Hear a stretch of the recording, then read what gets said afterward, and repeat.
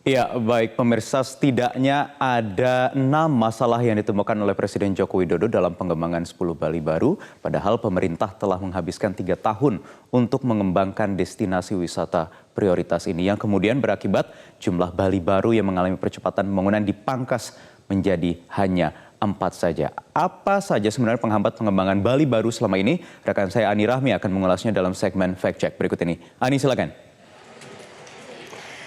Tipikal cara kerja Jokowi adalah tidak menerima laporan ABS atau asal Bapak senang lalu turun ke lapangan secara langsung menemukan permasalahan secara real yang ada di lapangan lalu mengkreasikan program-program untuk menjadi solusi dari permasalahan tersebut. Dan seperti kita ketahui bahwa destinasi 10 Bali baru ini sudah ditetapkan oleh pemerintah sejak 3 tahun lalu. Kemudian Jokowi berkunjung langsung ke 4 destinasi wisata yang masuk dalam destinasi prioritas Bali baru, yaitu Mandalika, Danau Toba, Manado, dan juga Labuan Bajo. Nah, ini adalah sejumlah masalah yang ditemui Jokowi yang terjadi real di lapangan. Ada 6 permasalahan, diantaranya adalah yang pertama tata ruang. Tata ruang ini Jokowi menilai masih ada masalah terkait pengaturan dan juga pengendalian tata ruang yang harus dibenahi, misalnya di Manado, Labuan Bajo, dan juga Danau Toba. Ini adalah wisata air, sehingga fokus penataan tata ruang harus berfokus pada destinasi wisata yang merupakan wilayah perairan yang cukup luas. Dan yang kedua adalah masalah akses. Pembenahan bandara misalnya harus dilakukan, terutama dalam meningkatkan kapasitas terminal serta perpanjangan runway. Ini sudah dimulai sebetulnya di Danau Toba dengan Bandara Silangit, juga ada penerbangan langsung dari Singapura ke Malaysia sejak 2017 ke Bandara Silangit. Belitung juga dan juga pastinya adalah Mandalika di Lombok sudah ada penerbangan langsung ke negara-negara seperti Australia misalnya. Nah, berikutnya adalah akses yang menuju dermaga dan pelabuhan untuk wisata laut seperti misalnya Labuan Bajo dan juga Manado. Berikutnya adalah harus diperhatikan pelabuhan penumpang dipisahkan dong dengan kargo barang karena pastinya tidak nyaman ketika penumpang disatukan dengan kargo barang. Yang ketiga adalah fasilitas untuk wisatawan, seperti misalnya penataan pedagang kaki lima, restoran, toilet, dan sebagainya. Yang intinya adalah memperbaiki layanan sehingga memancing wisatawan. Kita lihat permasalahan lainnya, permasalahan yang keempat juga ada kualitas sumber daya manusia pariwisata yang terlibat langsung dengan pariwisata. Pemerintah daerah diminta untuk memfasilitasi antara para pedagang, karyawan di sektor pariwisata sampai masyarakat yang ada di sekitar destinasi wisata untuk mendapatkan pelatihan agar betul-betul mampu melayani wisatawan dengan baik dan juga ramah. Berikutnya adalah atraksi wisata yang dinilai masih kurang seperti misalnya pameran kebudayaan, pasar seni, atau atraksi atau aktivitas budaya lah yang meng-highlight budaya yang ada di destinasi wisata tersebut.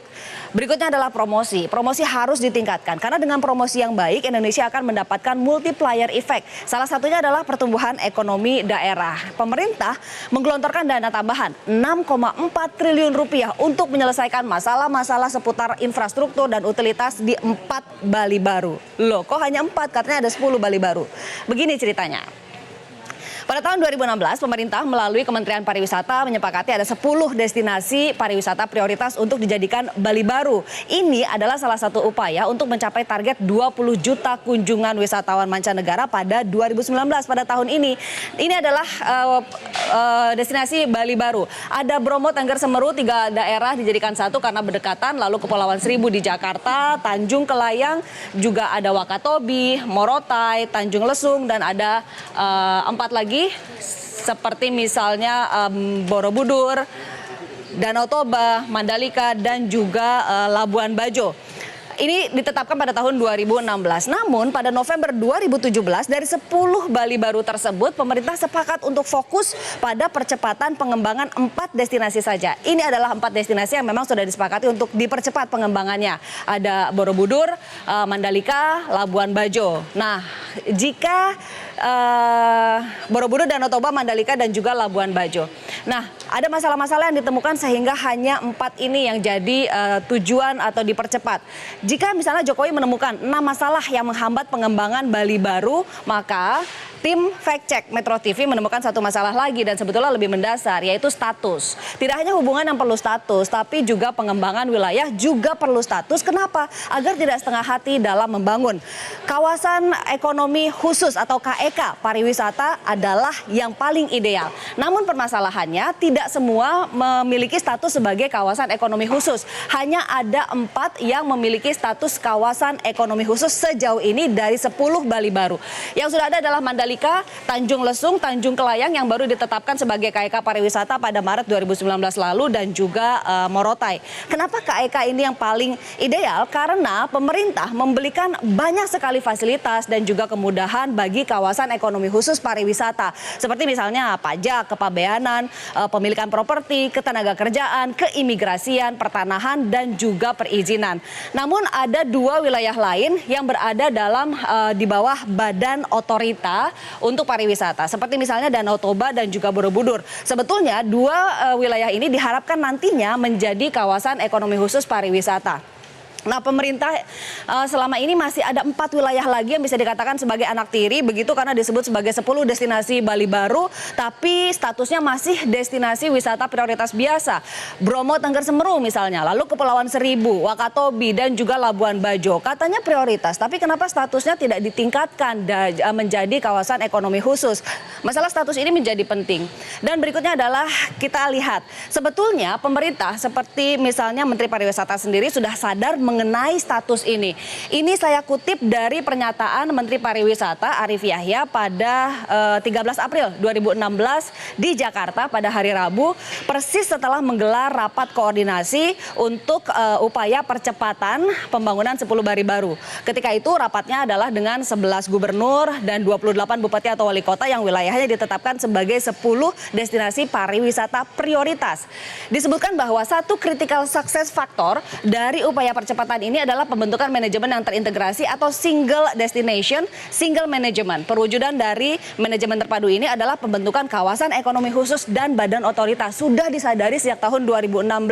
Katanya prioritas, tapi kemudian tidak diangkat statusnya menjadi kawasan ekonomi khusus. Malah ada beberapa daerah lain yang didorong untuk menjadi kawasan ekonomi khusus, bukan 10 destinasi baru ini.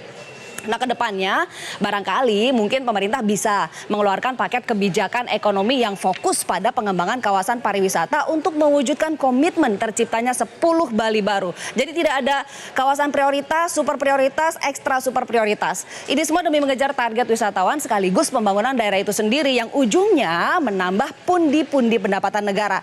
Ingat loh, tahun ini, tahun 2019, sektor pariwisata ditargetkan memberikan kontribusi pada PDB sebesar 8%. Dengan devisa mencapai 240 triliun rupiah.